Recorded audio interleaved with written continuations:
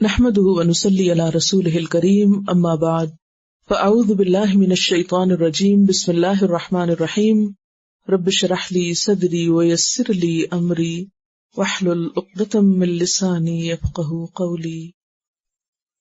سبق نمبر 197، آیت نمبر 27 سے 44 تک، لیسن نمبر 197، آیت نمبر 27 to 44۔ قال، کہا، کس نے؟ سلیمان علیہ السلام نے۔ کیا کہا؟ سننظر، ان قریب ہم دیکھیں گے، جلد ہی ہم دیکھ لیں گے۔ کیا؟ اصدقت، کیا تم نے سچ کہا؟ یعنی جو خبر تو نے ہمیں دی ہے وہ سچی ہے۔ ام، یا کنتا، ہے تو، کس سے خطاب کر رہے؟ ہدہد سے۔ یا ہے تو من الکاذبین، جھوٹوں میں سے، غلط بیانی کرنے والوں میں سے، کہ محض تم نے بہانہ بنایا ہے اپنی غیر حاضری کی وجہ بتانے کے لیے۔ تو اس سے اندازہ ہوتا ہے کہ سلیمان علیہ السلام کس قدر سمجھدار تھے کہ انہوں نے فوراً فیصلہ نہیں کیا، نہ اسے سچا کہا اور نہ ہی اس کو جھوٹا کہا، بلکہ کیا کہا کہ ہم تحقیق کریں گے۔ اور یہی حال ذمہ داروں کا ہونا چاہیے کہ وہ کبھی بھی ایک طرف کی بات سن کر کوئی فیصلہ نہ کریں جب تک کہ دوسرا پہلو بات کا سامنے نہ ہو۔ اذهب بکتابی ھذا، اذهب، جاؤ، بے، ساتھ، اور ساتھ جاؤ کا مطلب لے جاؤ۔ کتابی، میری کتاب، یعنی خط۔ کتاب اصل میں کہتے ہیں لکھی ہوئی چیز کو، اور یہاں مراد ہے کتاب سے خط۔ ھذا، یہ، میرا یہ خط لے جاؤ، کس کے پاس؟ ملکہ سبا کے پاس۔ فَأَلْقِهْ، پھر ڈال دو اس کو، الیہم، ان کی طرف، یعنی بلقیس اور ان کی قوم کی طرف یہ خط جا کے ڈالو، ان کو یہ خط دو۔ ثم تول عنہم، پھر ہٹ رہو ان سے، یعنی ہٹ کے ایک طرف ہو جاؤ۔ تولا کا لفظ جو ہے کئی معنوں میں استعمال ہوتا ہے۔ ولا یولی سے ہے، واو لام یہ اس کا روٹ ہے، کسی سے دوستی رکھنے کے معنوں میں، کسی کام کی ذمہ داری اٹھانے کے معنوں میں، والی اور حاکم ہونے کے معنوں میں، اور یہاں ولا ان ہے۔ تو تولا کا معنی دوستی کرنا بھی ہے، اور تولا ان یعنی کسی سے پھرنا بھی ہے۔ تو خط ڈال کر ایک طرف ہٹ کر کھڑے ہو جاؤ، یعنی آداب شاہی کو ملحوظ خاطر رکھو۔ فانظر، پھر دیکھو، یعنی دیکھتے رہو۔ ماذا، کیا کچھ، یرجعون، وہ لوٹتے ہیں، یعنی کس بات کے ساتھ وہ پلٹتے ہیں۔ خط پانے کے بعد ان کا ریئیکشن کیا ہوتا ہے؟ رجع یرجو کا معنی ہوتا ہے پلٹنا۔ اب وہ کس کی طرف پلٹتے ہیں؟ آپس میں ایک دوسرے کی طرف، یعنی آپس میں کیا بات چیت کرتے ہیں، یا پھر یہ کہ اس خط کا کیا جواب دیتے ہیں۔ اور یہ خط کیا تھا؟ سلیمان علیہ السلام کا ملکہ سبا کو اسلام کی دعوت دینے کا خط۔ جیسا کہ آپ جانتے ہیں کہ نبی صلی اللہ علیہ وسلم نے بھی ہر طرف کے ملوک کو یا ہر طرح کے بادشاہوں کو اسلام قبول کرنے کے لیے خط لکھے، یعنی یہ ایک تبلیغی نوعیت کا خط تھا۔ اس سے پتہ یہ چلتا ہے کہ اسلام کی دعوت آمنے سامنے بھی دی جا سکتی ہے، زبان سے بھی دی جا سکتی ہے، اور قلم سے بھی، پھر اسی طرح خطوط کے ذریعے بھی، یعنی کوئی بھی ایسا طریقہ جس سے دوسروں کو اپروچ کیا جا سکے، دوسروں تک کوئی اچھا پیغام پہنچایا جا سکے۔ قالت، کہنے لگی، یعنی بلقیس، یا ایھا الملأ، اے سردارو، اے اشراف القوم، انی، بے شک میں، القیا، ڈالا گیا ہے، الیہ، میری طرف، کتابن، ایک خط، کریم، عزت والا، عمدہ، بہترین۔ خط پانے پر ملکہ نے اپنے درباریوں اور آیان سلطنت سے مشورہ کیا اور ان کو خبر دی کہ اس طرح میرے پاس ایک خط آیا ہے، اور الفاظ یہ بتا رہے ہیں کہ القیا الیہ، میری طرف ڈال دیا گیا ہے، یعنی مجھے نہیں معلوم کہ ڈالا کس نے، یعنی فاعل مجہول ہے۔ القیا کیا ہے؟ فعل مجہول جس میں فاعل کا پتہ نہیں، ڈال دیا گیا ہے۔ اس نے نہیں کہا کہ ہدہد نے مجھ پہ ڈالا ہے۔ اور اس کے بارے میں کئی اسرائیلی روایات آتی ہیں کہ ملکہ سو رہی تھی اور ہدہد نے روشن دان سے داخل ہو کے خط اس کے اوپر سینے پہ جا کے رکھ دیا، اور چونکہ سلیمان علیہ السلام کی انسٹرکشنز یہ تھی کہ تم خود ایک طرف ہٹ جانا، یہ سامنے نہیں رہنا بلکہ ہٹ جانا اور ایک طرف ہو کر ری ایکشن دیکھنا. تو اسی لیے ملکہ کیا کہتی ہے، القی الیہ کتاب کریم، میری طرف ڈالا گیا ہے، ڈیلیور کیا گیا ہے ایک بہت معزز خط. اور کریم اس کو کیوں کہتی ہے، نوبل کیوں کہتی ہے؟ کیونکہ وہ واقعی بہت بہترین خط تھا.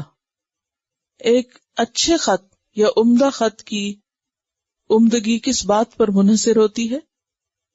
ایک وجہ تو یہ ہو سکتی ہے کہ اس کا مضمون یا کانٹینٹ عمدہ ہو. دوسرا یہ کہ وہ خط جس کی طرف سے آیا ہے وہ معزز شخص ہو. مثلا اگر کوئی کسی قوم کا نوبل ہے، سردار ہے، بڑا ہے، تو اس کی طرف سے لکھے ہوئے 2 لفظ بھی بہت بڑے ہو جاتے ہیں، چھوٹی سی چیز بھی بہت بڑی ہو جاتی، کیونکہ اصل چیز یہ نہیں دیکھی جاتی کہ چیز کیا ہے، یہ دیکھی جاتی ہے کس کی طرف سے آئی ہے. تو اس معنی میں بھی یہ نوبل ہو سکتا ہے. اور اسی طرح یہ بھی کہا جاتا ہے کہ وہ خط سٹیمپ تھا. ابن عباس کہتے ہیں کہ کسی خط کی عمدگی اس کے سٹیمپ کے ساتھ ہے، یعنی اس کی اوتھینٹسٹی کے ساتھ کہ یہ واقعی باعزت طریقے سے بھیجا گیا ہے. اور اس روایت میں آتا ہے کہ کرم الکتاب ختمہ، کہ خط کی عظمت اس کی مہر میں ہوتی ہے، اس کی سٹیمپ میں ہوتی ہے. یعنی لفافہ بند مہر کیا ہوا خط تھا جس سے پتہ چلتا تھا کہ یہ ایک شاہی خط ہے. تو اس لیے اس نے اس خط کو اہمیت دی. اور پھر ملکہ کا یہاں اس خط کو اپنے اہل دربار سے شیئر کرنا، یہ بھی اپنی جگہ ایک بہت اہم چیز ہے. اور اس سے پتہ چلتا ہے کہ ملکہ کتنی سمجھدار تھی. اس نے خط پڑھ کر خود سے خود فیصلہ نہیں کر لیا، خود سے خود ڈیسیژن نہیں لے لیا، اپنی مرضی نہیں کی کہ اچھا جو کچھ مجھے کہا گیا ہے اب میں اس پہ خود سے ہی فیصلہ کر لوں، بلکہ اپنے اہل دربار سے ایک طرح سے مشورہ کیا. تو اب یہاں اس ملکہ کے اندر بھی ایسی کوالٹیز ہیں، یوں لگتا ہے کہ جیسے فطرت پر ہے اور اچھی خوبیوں کی مالک ہے. اور قرآن پاک میں آپ دیکھیں کہ نبی صلی اللہ علیہ وسلم کو حکم بھی دیا گیا سورۃ آل عمران آیت 159 میں، وَشَاوِرْهُمْ فِي الْأَمْرِ، اور ان سے یعنی صحابہ کرام سے مشورہ کیجئے معاملات میں. حالانکہ آپ کے پاس اللہ تعالیٰ کی طرف سے رہنمائی آتی تھی، براہ راست آپ کو اللہ تعالیٰ کی طرف سے ہر چیز میں گائیڈ کیا جاتا تھا، لیکن اس کے باوجود کیا حکم دیا گیا کہ آپ اپنے ساتھیوں سے مشورہ کیجئے. کوئی بھی اچھا انتظام چلانے کے لیے ساتھیوں سے مشورہ ضروری ہوتا ہے، کیونکہ پھر ان کو بھی ذمہ دار پر ایک اعتماد ہوتا ہے اور ٹیم ورک مضبوط ہوتا ہے. جب کوئی شخص ٹیم میں سے اپنی مرضی کے ساتھ فیصلے کر لے تو اس سے ٹیم ورک کمزور ہو جاتا ہے اور ایسے لوگوں کی ہوا اکھڑ جاتی ہے. تو اس لیے ہم یہاں دیکھتے ہیں کہ ملکہ بھی اپنے اہل دربار کو مشورے میں شریک کرتی ہے اور انہیں خط کا کانٹینٹ پڑھ کے سناتی. خط کا کانٹینٹ کیا ہے؟ انہو من سلیمان، بے شک وہ سلیمان کی طرف سے ہے. یعنی خط کا آغاز کیسے کیا گیا ہے؟ من سلیمان. نبی صلی اللہ علیہ وسلم کے خط لکھنے کا طریقہ بھی یہی ہوتا تھا اور صحابہ کرام نے بھی اسی سنت کو فالو کیا کہ خط کے شروع میں کیا لکھا جاتا کہ یہ خط کس کی طرف سے. ہمارے عام طور پر خط لکھنے والے کا نام سب سے آخر میں ہوتا اور بعض اوقات ہوتا بھی نہیں ہے اور پتہ ہی نہیں چلتا کہ خط آیا کہاں سے ہے. لیکن اسلامی ادب کیا ہے کہ آغاز میں یہ لکھا جائے کہ کہاں سے آ رہا ہے، کس کی بات ہے، کون کہہ رہا ہے. اگر آغاز میں لکھا ہو تو انسان خط پڑھنے سے پہلے، کیونکہ بعض خط اتنے طویل ہوتے ہیں، کئی صفحات پر مشتمل، تو آپ کو سارے اسکرول کرنے پڑتے ہیں اینڈ تک اور پہلے نام پڑھ کے، ورنہ آدھا پڑھ کے بھی کچھ پتہ نہیں چلتا کہ کیا بات ہو رہی. تو اس لیے شروع میں لکھ دینا پڑھنے والے کے لیے باعث سہولت ہوتا ہے اور یہ طریقہ انبیاء کا رہا ہے. نبی صلی اللہ علیہ وسلم سے پہلے سلیمان علیہ السلام کے بارے میں بھی یہی پتہ چلتا ہے.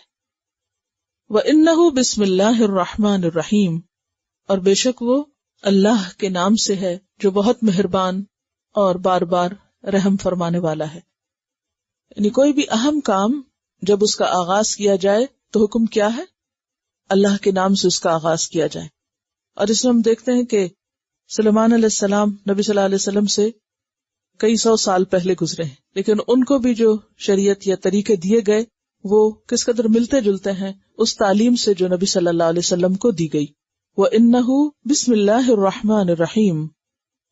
اور خط کی عبارت کیا ہے، مضمون کیا ہے؟ اللہ تعلو علیہ، کہ نہ تم بڑائی کرو مجھ پر، تکبر کرو مجھ پر، سرکشی کرو مجھ پر. وَأْتُونِي، اور آ جاؤ میرے پاس، مسلمین، فرما بردار بن کر. بس صرف ایک لائن، مختصر ترین بات. اختصار کسی بھی کلام کا حسن ہوتا ہے. جو کلام مختصر ہو، چھوٹا ہو، زیادہ افیکٹو ہوتا ہے. اور جو بات جتنی لمبی ہو، جتنی طویل ہو، وہ اپنا اثر کھو دیتی ہے.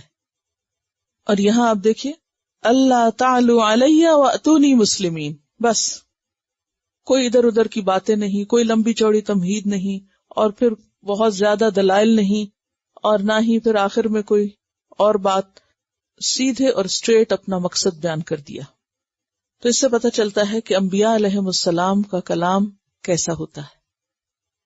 خود نبی صلی اللہ علیہ وسلم کا کلام کیسا ہوتا تھا؟ جامع اور مختصر. اگر آپ بھی ہماری طرح لمبی باتیں کرتے تو حدیث کی کتابیں، ان کے والیوم کتنے بڑھ جاتے، لیکن آپ نے مختصر کلام کیا ہے، کام کی بات کی ہے. اور اس سے یہ پتہ چلتا ہے کہ یہ خط ایک نبی کا خط تھا. اور پھر آپ دیکھیے کہ دو باتیں، ایک تو یہ کہ سرکشی مت کرو، تکبر مت کرو، اور دوسرے کہ جو میں کہتا ہوں وہ مان جاؤ. کیونکہ انکار کی بنیادی وجہ کیا ہوتی ہے؟ تکبر، اپنے آپ کو بڑا سمجھنا. اکڑ تکبر ہی کی بنیاد پر ہوتی ہے، انکار تکبر کی علامت ہوتا ہے. تو یہاں وہ انہیں دعوت دیتے ہیں کہ تم فرما بردار بن جاؤ. اس کے دو معنی ہو سکتے ہیں.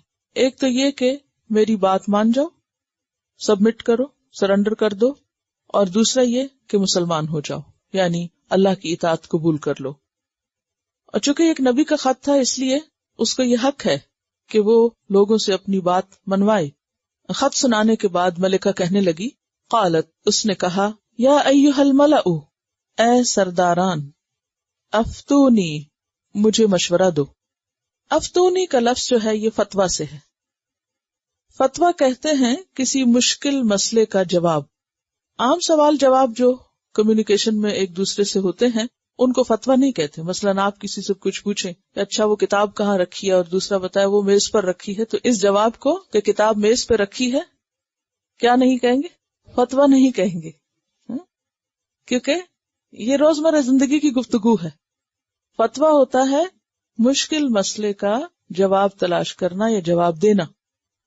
تو یہاں چونکہ ایک خاص معاملہ پیش آ گیا تھا، ایک خاص اہم مشکل مسئلہ تھا، تو اس کے لیے وہ سرداران یا اپنے آیان سلطنت سے کہتی ہے کہ تم مجھے اس مسئلے کا حل بتاؤ، مجھے مشورہ دو. ما کنتو، نہیں ہوں میں، قاطعتن، کاٹنے والی، امرن، کسی کام کو. قطع کا لفظ جو ہے یہ حسی اور مانوی دونوں طرح استعمال ہوتا ہے. کسی مادی چیز کو کاٹنا یا غیر مادی چیز کو کاٹنا. اب فیصلہ کاٹا تھوڑی جاتا ہے، فیصلہ کوئی کاٹنے والی چیز تو نہیں ہے، لیکن یہاں وہ کہہ رہی کہ میں کوئی فیصلہ نہیں کاٹوں گی، یعنی کوئی فیصلہ نہیں کروں گی، قطعی بات نہیں کروں گی، کوئی فائنل ڈیسیژن نہیں لوں گی. حتی تشہدونی، یہاں تک کہ تم حاضر نہ ہو میرے پاس، تم گواہ نہ ہو میرے پاس. اس سے پتہ چلتا ہے کہ ملکہ جو تھی وہ بہت ڈیموکریٹک پرسنالٹی رکھنے والی تھی. ڈکٹیٹرشپ نہیں تھی اس میں، بلکہ مشورے سے کام کرتی تھی. اور پھر آپ دیکھیے کہ واضح طور پر کہتی کہ میں فائنل ڈیسیژن نہیں لوں گی جب تک تمہاری سپورٹ نہیں ہوگی مجھے. ایسا کرنا کیوں ضروری تھا اس کے لیے، یا عام حالات میں ایسا کرنا کیوں ضروری ہوتا ہے؟ مثلاً اگر آپ گھر کی زندگی میں ہی دیکھیں کہ گھر کے ایک فرد کی حیثیت سے اگر آپ کوئی بھی فیصلہ اپنی مرضی سے کر لیتے ہیں بڑا، تو اس کا نتیجہ کیا ہوتا ہے؟ مثلاً کوئی لڑکی اپنی مرضی سے شادی کرنے کا فیصلہ کر لیتی، اسے خاندان کی سپورٹ پھر حاصل نہیں ہوتی. خاندان والے کیا کرتے ہیں؟ ٹھیک ہے، اگر تم اپنی مرضی کرتی ہو تو پھر جاؤ اپنے معاملے کو خود دیکھو، خود ذمہ دار ہو. یہ ایک بالکل عام معمولی سی بات ہے کہ کسی بھی اہم کام کا جب کوئی شخص تنہا فیصلہ کر لیتا ہے تو پھر اس کے اچھے برے کی ساری ذمہ داری اسی پر آ جاتی ہے. فائدہ ہو تب بھی، نقصان ہو تب بھی، سب اسی کے پلے پڑتا ہے. لیکن جب انسان مشورے کے ساتھ چلتا ہے تو پھر جس سے مشورہ کیا جاتا ہے وہ سب بھی ذمہ دار ہو جاتے ہیں، وہ سب اس بوجھ کو اٹھاتے ہیں، وہ سب ساتھ دیتے ہیں، کنٹریبیوشن کرتے ہیں، اعتماد بحال ہوتا ہے اور وہ سب مل کر ایک قوت بن جاتے ہیں۔ تو یہاں بھی آپ دیکھیں کہ ملکہ اپنے باقی مددگاروں سے مشورہ لیتی ہے اور کیا کہتی ہے کہ میں فیصلہ نہیں کروں گی جب تک کہ تم مشورہ نہیں دو گے مجھے، جب تک تم اس مشورے میں شریک نہیں ہوگے۔ تو اس سے بھی کیا پتہ چلتا ہے کہ بہت سمجھدار ہے۔ قالو، وہ کہنے لگے، نحن اولو قوت، ہم قوت والے ہیں۔ قوت سے مراد یہاں عددی قوت ہے، جسمانی قوت ہے، اسلحے کی قوت ہے۔ وَأُولُو بَأْسٍ شَدِيدٍ، اور سخت جنگجو ہیں، یعنی شدید قسم کے لڑاکے لوگ ہیں۔ اگر تم ہمیں کہو گی کہ لڑنے کو تیار ہو جاؤ تو ہم لڑ بھی سکتے ہیں۔ وَالْأَمْرُ إِلَيْكِ، اور معاملہ تیرے طرف ہے، یعنی فیصلہ تیرا ہی ہے۔ فَانظُرِي، تو دیکھ لے، مَاذَا تَأْمُرِينَ، جو تم حکم دیتی ہو۔ اب آپ دیکھیے کہ ایک عورت ہے، خاتون ہے، لیکن اپنی سمجھداری کی وجہ سے اتنے جنگجو لوگوں پر اور اتنی زبردست قوم پر حکومت کر رہی ہے۔ تو کوئی انسان مضبوط کب ہوتا ہے، قوی کب ہوتا ہے، جب وہ دلوں پہ حکومت کرتا ہے۔ صرف مادی قوت کسی کو مضبوط نہیں بناتی، اسی لیے کہتے ہیں نا محبت فاتح عالم، محبت سے سارا جہان فتح کیا جا سکتا ہے، لیکن نفرتوں سے انسان اپنے آپ سے بھی ہار جاتا ہے۔ نفرتیں کچھ نہیں کیا کرتی، نفرتوں سے کبھی انسان کامیاب نہیں ہوتا۔ لیکن عام طور پر شیطان انسان کے دل میں منفی جذبات زیادہ ابھارتا ہے، دوسروں کے خلاف نفرت اور بد اعتمادی زیادہ پیدا کرتا ہے، جس سے انسان جو کرنا چاہتا ہے وہ کرنے کے قابل نہیں ہوتا۔ تو یہاں آپ دیکھیں کہ انہوں نے بتا دیا کہ ہم ہر طرح سے حاضر ہیں، ہر طرح سے تیار ہیں۔ اس سے آپ اندازہ لگائیں کہ کس قدر وہ اپنی ملکہ کے تابع بھی تھے۔ کیوں تابع تھے؟ کیونکہ اس نے ان کا دل جیتا ہوا تھا، وہ ہر آن اس کا ساتھ دینے کو تیار تھے۔ ورنہ کیا تھی، وہ ایک عورت تھی، چاہتے تو اسی کے خلاف کیا کرتے، سازش کرتے اور اس کا تختہ الٹتے اور کوئی ان میں سے بڑا جرنیل خود حاکم بن جاتا۔ لیکن انہوں نے ایسا نہیں کیا۔ تو اس کی بنیادی وجہ یہ کہ اگر آپ اس رکوع میں ملکہ کی کوالٹیز کو آپ دیکھیں، اس کے رویے کو دیکھیں، اس کے انداز اور طریقے کو دیکھیں، تو ایک بہترین لیڈر کی کوالٹیز نظر آتی ہیں وہاں۔ وَالْأَمْرُ إِلَيْكِ فَانظُرِي مَاذَا تَأْمُرِينَ، ہم تو اپنی پوزیشن بتا رہے ہیں کہ ہم لڑنے کے قابل ہیں، اب آگے تم خود دیکھ لو، جو بھی تم ہمیں حکم دو گی ہم تابعدار ہیں۔ یعنی اس سے بھی پتہ چلتا ہے کہ انہیں کس قدر اس کے فیصلوں پر، ملکہ کے فیصلوں پر ٹرسٹ تھا، اعتماد تھا کہ یہ جو بھی فیصلہ کرے گی ہمارے حق میں بہتر ہی ہوگا۔ اور یہ ٹرسٹ کہاں سے بحال ہوا؟ اس کے پچھلے ریکارڈ سے، پچھلے اس کے طرز عمل سے، کیونکہ کسی بھی انسان پر اعتماد جو ہے وہ ایک دن میں نہیں بنتا۔ قالت، وہ کہنے لگی، ان الملوک، بے شک بادشاہ، ملوک کس کی جمع؟ ملک کی، اذا دخلوا قریۃ، جب داخل ہوتے ہیں کسی بستی میں، افسدوہا، فساد برپا کرتے ہیں اس میں، تخریب کاری کر کے، قتل اور غارت گری کر کے، لوگوں کو قیدی بنا کے بہت فساد کرتے ہیں۔ کسی قوم پر کسی بادشاہ کا مسلط ہونا یا کسی کو لڑنے کی دعوت دینا کوئی اچھی بات نہیں، اس کا انجام اچھا نہیں۔ وجعلوا، اور وہ کر دیتے ہیں، اعزت، عزت والے، اہلہا، اس کے رہنے والوں کو، اس کے معزز اہلیان کو، اذلتن، ذلیل، اذلہ ذلیل کی جمع اور اعزہ عزیز کی۔ یعنی بادشاہ جب کسی بستی میں داخل ہوتے ہیں تو وہ اس کے رہنے والوں کو جو بہت معزز ہوتے ہیں، محترم ہوتے ہیں، ذلیل و خوار کر کے رکھ دیتے ہیں، اور ایسا ہوتا ہے۔ وَكَذَلِكَ يَفْعَلُونَ، اور اسی طرح وہ کیا کرتے ہیں۔ بات بالکل درست ہے۔ بعض مفسرین کہتے ہیں کہ یہ اللہ تعالیٰ کا قول ہے، آخری حصہ جو ہے وَكَذَلِكَ يَفْعَلُونَ، کہ ہاں ہوتا تو ایسے ہی ہے۔ اور مشاہدے میں بھی ہم یہی دیکھتے ہیں کہ جب کسی قوم پر جنگ مسلط ہو جاتی ہے تو پھر کیا ہوتا ہے اس کے بڑوں کا انجام۔ تاریخ کو پڑھ کے دیکھ لیجئے، زمانہ حال کی تاریخ دیکھیے، ماضی کی دیکھیے کہ جہاں جہاں جنگ مسلط ہوئی وہاں کے بڑوں کا حال کیا ہوا، ان کا انجام کیا ہوا۔ اس بات سے بھی آپ دیکھیے کہ ملکہ نے سارے معاملے کو حقیقت پسندانہ نظر سے دیکھا، کوئی جذباتیت نہیں، کوئی ایموشنل فیصلہ نہیں، حالانکہ عورتیں عام طور پر جذباتی ہوتی۔ اب آپ دیکھیے اس کی پوزیشن، ملکہ ہے، تابعدار فوج ہے، لڑنے کے لیے پیشکش کر رہے ہیں، اپنی قوت کا مظاہرہ کر رہے ہیں، اولو بأس شدید ہیں۔ کوئی بے وقوف ہوتا تو کیا کہتا؟ چڑھ جاتا، اور غرور اور تکبر کا شکار ہو کے کہتا جذبات میں آ کے، تو پھر کس بات کی کمی ہے؟ جب سب کچھ ہمارے پاس ہے تو ہم کسی کے نیچے کیوں لگیں؟ لڑتے ہیں۔ لیکن ایسی کوئی تڑی نہیں دکھائی، لیکن بالکل جذبات کو ایک طرف رکھ کے نہایت سمجھداری سے کیا کہتی ہے کہ ٹکراؤ کوئی اچھی بات نہیں ہے، ٹکراؤ سے تو نقصان ہی ہوا کرتا ہے، ٹکراؤ سے تو فساد ہوتا ہے۔ تو یہاں پر وہ کیا کہتی ہے کہ ٹھیک ہے، ہمارے پاس چوائس ہے، ہم سلیمان علیہ السلام کی فرما برداری کر سکتے ہیں، ایک بات تو یہ، اور دوسری یہ کہ لڑ سکتے ہیں۔ اور لڑائی والی آپشن دیکھو کہ کتنی خطرناک ہے، کہ اگر ہم نے لڑنے کی دعوت دے دی ان کو، تو پھر یاد رکھو کہ جب کوئی بادشاہ کسی بستی میں داخل ہوتا ہے لڑائی کے ارادے سے، تو پھر قتل و غارت اور تباہی آتی ہے، کیونکہ ایسے ٹکراؤ کا اپنا ایک مزاج ہوتا ہے۔ جنگ کسی پر بھی جب مسلط کی جاتی ہے تو اس کا نتیجہ کچھ اچھا نہیں ہوتا، وہ لا محالہ نقصان لے کر آتی ہے۔ اور پھر ٹکرانے کے بعد ظالم کی شکایت کرنے کا کیا معنی ہوگا؟ پھر کس کے آگے رونا روئیں گے؟ تو بہتر یہ ہے کہ ابھی سوچ سمجھ کے قدم اٹھائیں۔ اور یہ بھی انتہائی ناسمجھداری کی بات ہوتی ہے، خیر یہ تو ایک بڑے پیمانے پہ جنگ کی بات ہے نا، عام چھوٹے چھوٹے گھریلو زندگی میں کہیں بھی انسان جو مل جل کر رہتے ہوں، تو اس میں انسان کے لیے بہترین طریقہ جھگڑے کے موقع پر کیا ہے؟ جب بھی کوئی جھگڑا ہو تو اس کے لیے بہتر طریقہ کیا ہے؟ اوائیڈنس کا، اعراض کا، معاملے کو ختم کرنے کی کوشش کی جائے، ہوا نہ دی جائے۔ اسی لیے اس کو بار بار بھڑکانا اور اس کو بار بار اٹھانا جو ہے وہ ناپسندیدہ ہے۔ تو یہاں پر وہ اہل دربار کی بات سے ایگری نہیں کرتی۔ تو اس سے بھی پتہ چلتا ہے کہ مشورہ دینے والے جو بھی مشورہ دیں، لیڈر کی ڈیوٹی بنتی ہے کہ وہ مشورہ بھی سوچ سمجھ کے قبول کرے۔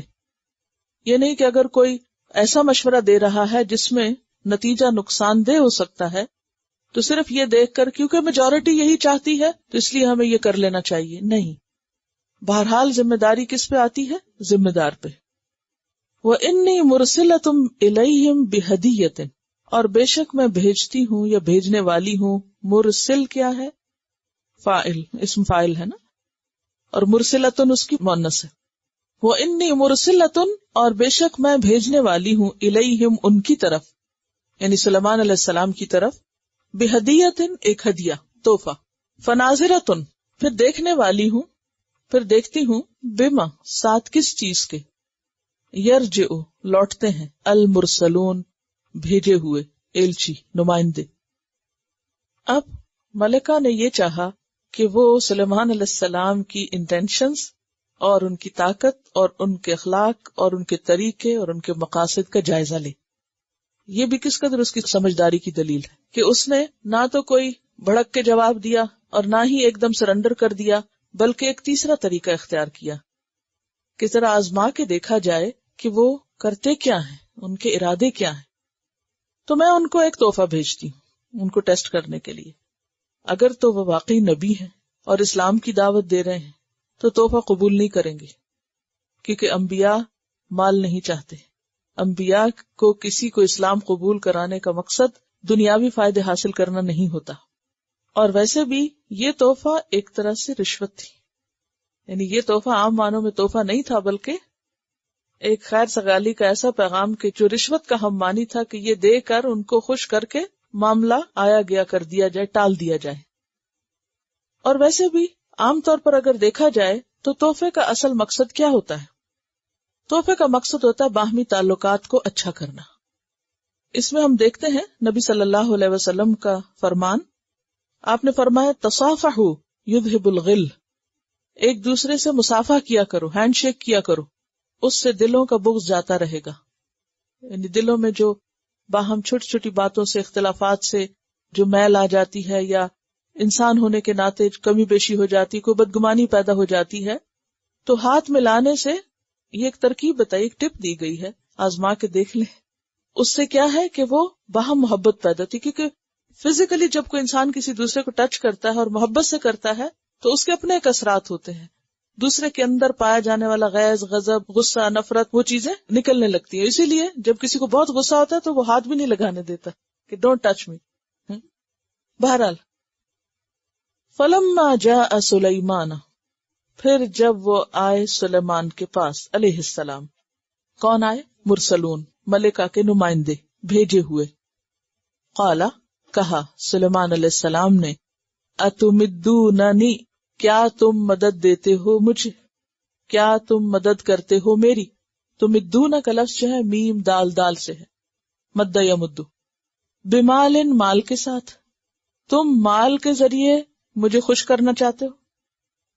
فما، تو جو، آتانی اللہ، دیا ہے مجھ کو اللہ نے، نبوت اور بادشاہت، حکمت، حکومت، خیرن، بہتر ہے، مما آتاکم، اس سے جو اس نے دیا ہے تم کو. تمہارے پاس تو صرف دنیا کا مال ہے، حکومت ہے، دین نہیں ہے، نبوت نہیں ہے، اور دنیا بھی اتنی نہیں ہے جتنی میرے پاس ہے.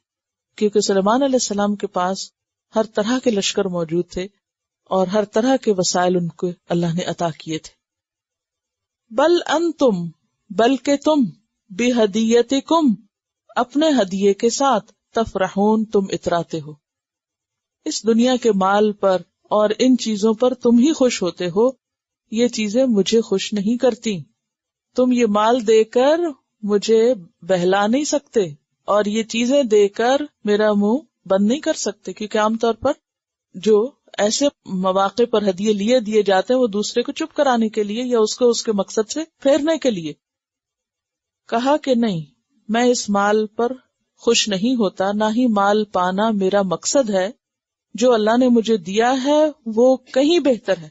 فما آتانی اللہ خیرا مما آتاکم، تو اس لیے ہدیے میں تو میرا کوئی انٹرسٹ ہے ہی نہیں. تم مجھے مال دے کر میرے مشن سے باز نہیں رکھ سکتے. تو اس سے کیا پتہ چلتا، بہت باریک بات ہے اس کے اندر، کہ مال ایسی چیز ہو سکتی ہے جو اہل دین کو فتنے میں ڈال دے، اور مال کے پھندے میں، لالچ میں آ کے انسان دین کے کام پر، حق بات کے کہنے پر کمپرومائز کر لے. اسی لیے کسی عالم کو، کسی بڑے کو، کسی حاکم کو ایسا تحفہ دینا کہ جس کو لے کر وہ حق بات نہ کہہ سکے، یہ بھی رشوت میں شامل ہو جاتا ہے. اور نہ صرف یہ کہ عالم، بلکہ کسی حکومت کی طرف سے اگر کوئی شخص کسی خاص ایسی پوسٹ پر ہو کہ جس کا براہ راست تعلق لوگوں کے ساتھ لین دین کا ہو، مثلا ایک موقع پر ایک شخص کی ذمہ داری لگائے گی کہ وہ جا کر زکوٰۃ کا مال کلیکٹ کرے. جب وہ زکوٰۃ کا مال لے کر واپس آیا تو ساتھ کچھ اور مال بھی اٹھایا ہوا تھا اس نے. آپ نے پوچھا کہ یہ کیا ہے؟ تو اس نے کہا کہ یہ تو ہے بیت المال کے لیے زکوٰۃ کا مال، اور یہ ہے میرے تحفے. تو آپ نے فرمایا کہ اگر تم اپنی ماں کے گھر میں ہوتے پھر دیکھتے تمہیں کتنے تحفے ملتے. تم ایک سرکاری ڈیوٹی پر تھے، تو اس حال میں تمہارے لیے اجازت نہیں کہ تم اس تحفے کو قبول کرو ان لوگوں سے جن سے تمہارا کوئی ویسے ذاتی، خاندانی، رشتہ داری کا، کسی طرح کی دوستی کا کوئی تعلق نہیں. یہ تحفے کس لیے ملے؟ تمہاری پوزیشن کی وجہ سے، تاکہ جب تم ان سے زکوٰۃ کا مال لو تو نرمی برتو، کچھ چھوڑ دو. تو کوئی بھی ایسا مال جو کسی انسان کے فرائض میں خلل ڈالے، کوئی تحفہ جو کسی کی ڈیوٹی کو، کسی کی ذمہ داری کو صحیح طور پر امانت داری سے پورا کرنے میں حائل ہو، وہ تحفہ ناپسندیدہ ہے. اسی لیے آپ دیکھیں کہ علماء بنی اسرائیل کو بار بار قرآن مجید میں کیوں وعید ملی، کیوں کہا گیا کہ تم دنیا کا حقیر مال لے لیتے ہو. ثمنً قلیلا کی بات پیچھے آپ نے پڑھی کہ تم ثمنً قلیل لے کر دنیا کے بدلے اپنی آخرت کو قربان کرتے ہو. کیونکہ وہ کیا کرتے تھے، مال لینے کے بعد فتوے لوگوں کے حق میں اور ان کی مرضی کے مطابق دے دیا کرتے تھے، تاکہ لوگ ان سے خوش رہیں اور آئندہ بھی ان کو مزید ہدیے دیتے رہیں. تو خواہ دینی فریضہ ہو، کوئی دینی مقام ہو یا دنیاوی مقام ہو، کوئی دنیا کی ڈیوٹی ہو یا دینی ڈیوٹی ہو، ایسے مواقع پر انسان کو زیادہ محتاط رہنے کی ضرورت ہے، اور کسی سے کوئی ایسا فیور لینا درست نہیں کہ جو انسان کے فرائض رکاوٹ کا ذریعہ بنے۔ ارجع الیہم، واپس جاؤ ان کی طرف۔ کن کی طرف؟ ملکہ کی طرف، جہاں سے آئے وہیں واپس جاؤ۔ فَلَنَأْتِيَنَّهُمْ، پس البتہ ہم ضرور لائیں گے ان کے پاس، بِجُنُودٍ، کچھ لشکر، جند کی جمع، لا قبل لہم، نہیں قوت مقابلہ ان کے لیے، بہا، ان لشکروں کے ساتھ۔ یہ ہدیے واپس لے جاؤ، میں ان ہدیوں سے خوش نہیں ہوتا، تم لوگ سیدھی طرح بات ماننے والے لگتے نہیں ہو، اب تمہارا علاج میں ایسی فوجوں کے ساتھ کروں گا کہ جن کے آگے تم ٹھہر نہیں سکو گے، کوئی تم مقابلہ نہ کر سکو گے۔ وَلَنُخْرِجَنَّهُمْ، اور البتہ ہم ضرور نکالیں گے ان کو۔ کن کو؟ تمہاری مملکت کے لوگوں کو، ملکہ کو اور اس کے سب سرداروں کو، منہا، اس میں سے، یعنی سبا میں سے، اذلتاً، ذلیل کر کے، وہم صاغرون، اور وہ خوار ہوں گے۔ صاغرون کس کی جمع ہے؟ صاغر کی، صاغر سے ہے، صاغرون جمع سالم، وہم صاغرون، اور وہ ذلیل و خوار ہو جائیں گے، کہ ہم تمہارے پاس مقابلے کے لیے ایسے لشکر لے کر آئیں گے کہ جن کے آگے تم ٹھہر نہ سکو گے، مقابلہ نہ کر سکو گے، اور پھر تمہیں نکلنا ہی پڑے گا ذلت کے ساتھ۔ یہ پیغام بھجوا کے سلیمان علیہ السلام تیاری کرنے لگے اگلے مرحلے کی۔ قال، اس نے کہا، یا ایھا الملأ، اے اہل دربار، ایکم، کون سا تم میں سے، یہ اب سلیمان علیہ السلام کہہ رہے ہیں اپنے ساتھیوں کو، کون سا تم میں سے یأتینی، لائے گا میرے پاس، بعرشہا، اس کے تخت کو، قبل، اس سے پہلے، ان یأتونی، کہ وہ آئیں میرے پاس، مسلمین، مسلمان ہو کر، تابع بن کر۔ سلیمان علیہ السلام نے ایسا کیوں کرنا چاہا؟ ایک طرف جب انہوں نے پیغام بھیج دیا تو انہیں اندازہ ہو گیا کہ اب وہ لڑائی نہیں کریں گے، اور جو خط میں نے ان سے کہا تھا کہ میرے پاس مسلمان بن کے آ جاؤ، فرما بردار ہو کر آ جاؤ، تابع اور مطیع ہو کر، اب وہ آئیں گے۔ اس سے پہلے کہ وہ یہاں پہنچے، انہوں نے کیا چاہا کہ ملکہ کا تخت وہاں منگوا لیں، یعنی یمن سے اٹھوا کے فلسطین میں لے آئیں۔ یہ دراصل انہیں اپنی نبوت کا معجزہ دکھانا تھا کہ میں واقعی ایک نبی ہوں۔ قال، کہا، افریتن، ایک دیو نے، قوی ہیکل یا شہزور جن نے، من الجن، جنوں میں سے، جنوں میں سے ایک بہت مضبوط اور بہت قوت والے جن نے کہا۔ اس سے پتہ چلتا ہے کہ جنات میں بھی قوت کے درجے ہیں، جیسے عام انسانوں میں ہوتے ہیں۔ عام انسانوں میں پہلوان جس کو کہتے ہیں مثلا، تو اسی طرح جنوں میں سے کبھی ہیکل جن نے کہا، انا آتی کبھی، میں لے آتا ہوں تیرے پاس اس کو، وہ تخت میں اٹھا کے لے آتا ہوں، قبل، اس سے پہلے، ان تقوما، کہ تم کھڑے ہو، من مقامکا، اپنے مقام سے، اپنی جگہ سے، اور جگہ سے مراد یہاں ان کی مجلس قضا ہے یا دربار ہے۔ کہا جاتا ہے کہ صبح سے لے کر نصف النہار تک ان کی مجلس ہوا کرتی تھی، جس میں وہ لوگوں کے ساتھ بیٹھتے اور ان کے مسئلے مسائل سلجھاتے تھے۔ تو جن کہنے لگا سلیمان علیہ السلام کو کہ جب تک آپ کی مجلس ختم ہوتی ہے میں اس سے پہلے ہی لے آتا ہوں۔ یاد رکھیے کہ بیت المقدس یا فلسطین سے یمن یعنی معارب قوم سبا کا علاقہ تقریباً 1500 میل ہے، اور واپسی کا سفر ملا کے 3000 میل بن جاتا ہے۔ اب آپ دیکھیے کہ آج کے دور میں بھی اگر اتنی دور سے کوئی چیز لانی ہو تو جہاز پر بھی کم از کم 4-5 گھنٹے چاہیے، تو اس نے کیا کہا کہ میں لے آتا ہوں اتنی دیر میں۔ وَإِنِّي، اور بے شک میں، علیہ، اس پر، لقوی، البتہ قوت والا ہوں، امین، امانت دار ہوں، کہ میں اپنی سروسز آفر کرتا ہوں کیونکہ میں قوی اور امین ہوں۔ کسی بھی کام کو کرنے کے لیے 2 کوالٹیز کا ہونا بہت ضروری ہے۔ نمبر 1 قوت، اور قوت سے مراد اس کام کو کرنے کی قوت، جس درجے کا بھی ہو، خواہ علمی قوت ہو یا جسمانی قوت ہو، یعنی وہ طاقت ہونا ضروری ہے جو اس کام کے لیے ضرورت ہو، درکار ہو۔ اور نمبر 2 امانت، یوسف علیہ السلام نے جب اپنی سروسز آفر کی تھی تو اس وقت انہوں نے بھی کیا کہا تھا؟ حفیظ امین، امانت دار. تو جن بھی کیا کہتے کہ میں امانت دار ہوں. اس نے اپنے آپ کو امانت دار کیوں بتایا؟ اس لیے کہ ظاہر ہے کہ کسی بھی ملکہ کا تخت جو ہے اس میں ہیرے جواہرات بھی ہو سکتے ہیں اور اس میں اور بھی کوئی قیمتی چیزیں ہو سکتی ہیں جو اس کے ساتھ ہوں. تو کہا کہ میں کچھ بھی چرائے بغیر نکالے بغیر پورے کا پورا یہاں لا کے رکھ دوں گا، تو آپ مجھے خدمت کا موقع دیجیے. اب یہاں سلیمان علیہ السلام کی سمجھداری آپ دیکھیے کہ اس کی اس آفر کو قبول نہیں کیا، بلکہ کیا کہا؟ قال الذی عندہ علم من الکتاب، کہا اس شخص نے جس کے پاس کتاب میں سے علم تھا، انا آتیک بہ، میں لے آتا ہوں تیرے پاس اس کو، قبل ان یرتد الیک طرفک، اس سے پہلے کہ لوٹے تیری طرف تیری نگاہ، پلک جھپکنے سے پہلے لے آتا ہوں. اب یہ کون تھا جس نے یہ کہا؟ اور سلیمان علیہ السلام نے پہلی آفر اس لیے قبول نہیں کی کہ وہ اس سے پہلے اس کام کو کر لینا چاہتے تھے. یہاں پر یہ بتایا گیا ہے کہ وہ شخص کتاب کا علم رکھتا تھا. الکتاب سے مراد کون سی کتاب ہے؟ بعض نے کہا کہ اس سے مراد تورات ہے اور زبور ہے، اور بعض نے کہا کہ اس سے مراد کوئی خاص کتاب ہے. لیکن اللہ عالم، اللہ ہی بہتر جانتا ہے کہ یہ کون سی کتاب تھی. اور پھر کہنے والا کون تھا؟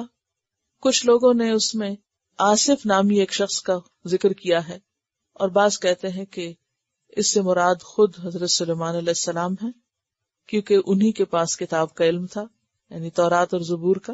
اور بعض نے کہا کہ اس سے مراد جبریل علیہ السلام ہے، کیونکہ خود سلیمان علیہ السلام کے علاوہ جبریل علیہ السلام کے پاس، چونکہ وہ کتاب لانے والے تھے پیغمبروں کے پاس، تو وہ عالم تھے کتاب کے، اور کتاب سے مراد پھر آسمانی کتاب ہے. بہرحال اس سے مراد جو بھی ہو اللہ زیادہ بہتر جانتا ہے. اللہ تعالیٰ نے نام نہیں بتایا، لیکن جو بات ہمیں پتہ چلتی ہے وہ یہ ہے کہ الکتاب کا علم انسان کو سب سے بڑی قوت دیتا ہے، اور سب سے بہترین قوت پھر ایمان کی قوت ہوتی ہے جو صحیح علم کے نتیجے میں انسان کے اندر آتی ہے. کمزور سے کمزور انسان بھی ایمان اور علم کے ساتھ قوی اور طاقتور ہو جاتا ہے. عفریت نے صرف جسمانی قوت کا اظہار کیا تھا، یہاں لانے والا علمی قوت رکھتا ہے، علم کی قوت رکھتا ہے. تو اس سے کیا پتہ چلتا ہے؟ علم کی قوت جسمانی قوت سے زیادہ بڑی ہے. اسی لیے عام طور پہ کہا جاتا ہے نا کہ عقل بڑی ہے یا بھینس. تو بچے کیا کہتے ہیں؟ بھینس بڑی. جب انسان بڑا ہوتا ہے تو سمجھ آتی کہ نہیں، عقل بڑی ہے. تو بات یہ ہے کہ عام طور پر ہم مال کو یا کسی پوزیشن کو یا دنیا کے کسی اور نعمت کو قوت کا ذریعہ سمجھتے ہیں، جبکہ سب سے بڑی قوت علم کی قوت ہے. اور یہاں نام لیے بغیر جو بات بتائی گئی وہ یہ کہ لانے والے کے پاس علم تھا، اور علم بھی باقاعدہ علم تھا جو کتاب پر مبنی تھا. قال الذی عندہ علم من الکتاب. اور پھر آپ دیکھیے کہ دنیا بھر کی کتابیں آپ پڑھ ڈالیں، جب تک الکتاب کا علم نہ ہو تو آپ کا علم ناقص ہے، کیونکہ باقی کتابیں انسانوں کی لکھی ہوئی ہیں، اور الکتاب خاص کتاب، ذالک الکتاب جو اللہ کے علم پر مبنی ہو، وہ کتاب ساری کتابوں کی سردار ہے. بہرحال جس کے پاس کتاب کا علم تھا وہ کہنے لگا کہ میں لے آتا ہوں اس سے پہلے کہ تم آنکھ جھپکو. اب یہاں پر دو معنی کیے گئے ہیں. ایک تو یہ کہ واقعی اتنی دیر، لٹرلی اتنی دیر جتنی میں انسان آنکھ جھپکے، اور دوسرا استعارہ ہے یہ جلدی کے لیے کہ میں جلد از جلد لے آؤں گا. اردو میں بھی ہم یہ استعارہ استعمال کرتے ہیں نا، اس نے آن کی آن میں پلک جھپکنے کی دیر میں فلاں کام کر دیا. تو بعض نے کہا کہ یہ اسی طرح استعارہ ہے کہ پلک جھپکنے کی دیر میں یہ ہو گیا، اور بعض نے کہا کہ اس سے مراد لٹرلی صرف پلک جھپکنے کی دیر تھی. اور اگر ہم اس کو اس کے لٹرل معنوں میں لیں تو بھی مشکل نہیں. کیوں؟ اس لیے کہ جبریل علیہ السلام نبی صلی اللہ علیہ وسلم کو ایک ہی رات میں آسمانوں کی سیر کرا کے واپس چھوڑ جاتے.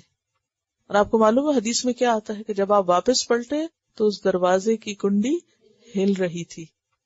تو کیا وہ آن کی آن نہیں تھی؟ وہ پلک جھپکنے کی دیر بنتی ہے نا.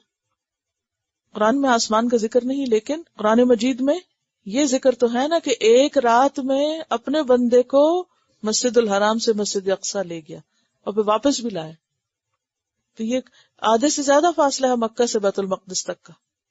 تو اگر اللہ سبحانہ وتعالی اپنی طاقت کے ساتھ اور قدرت کے ساتھ اپنے بندے کو ایک رات میں یہ سفر کرا سکتا ہے، تو سلیمان علیہ السلام بھی اللہ کے پیغمبر تھے، ان کو بھی اللہ تعالیٰ ایسی طاقت دے سکتا ہے کہ جس کے ذریعے وہ تخت اٹھوا لے یا اٹھا لے آن کی آن میں، یا جبریل ان کے پاس لا کے رکھ دے پلک جھپکنے کی دیر میں. ہو سکتا ہے، کچھ مشکل نہیں. اور یہ ایمان بالغیب سے تعلق رکھنے والی چیز ہے جس پر ہمارا ایمان ضروری ہے، اور لوگوں کی باتوں میں آ کر ایسی آیات پر شک نہیں کرنا چاہیے. ذالک الکتاب لا ریب فیہ، یہ وہ کتاب ہے جس میں کوئی شک نہیں. اس کے ایک ایک لفظ پر ایمان لانا ضروری ہے، جیسے ہے ویسا ہی ایمان لانا ضروری ہے.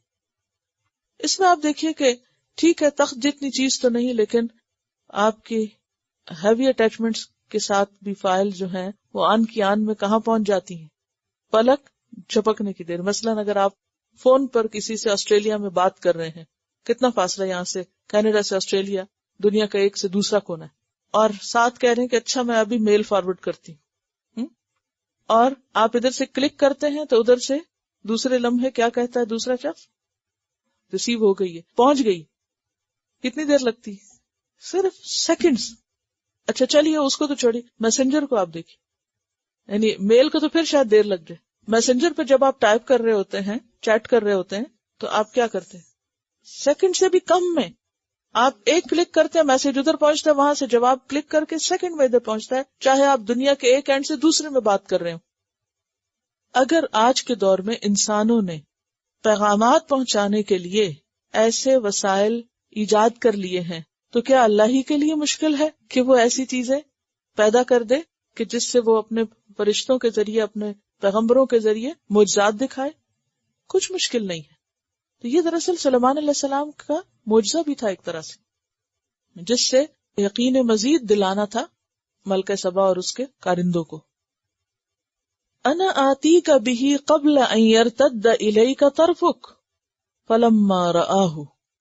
اب ہوا یہی کہ آنکھ کھولی تو سامنے تھا، دیکھا اس کو مستقرن قرار پکڑنے والا، جمع ہوا، ٹھہرا ہوا، رکا ہوا، اندہ اس کے پاس، یعنی اس کے سامنے، یعنی آنکھ کھولی تو دیکھا کہ وہ تخت سامنے رکھا ہے. قال ھذا من فضل ربی، ایک دم پکار اٹھے یہ میرے رب کا فضل ہے. اپنا کمال نہیں کہا، یہ میرے رب کا فضل ہے.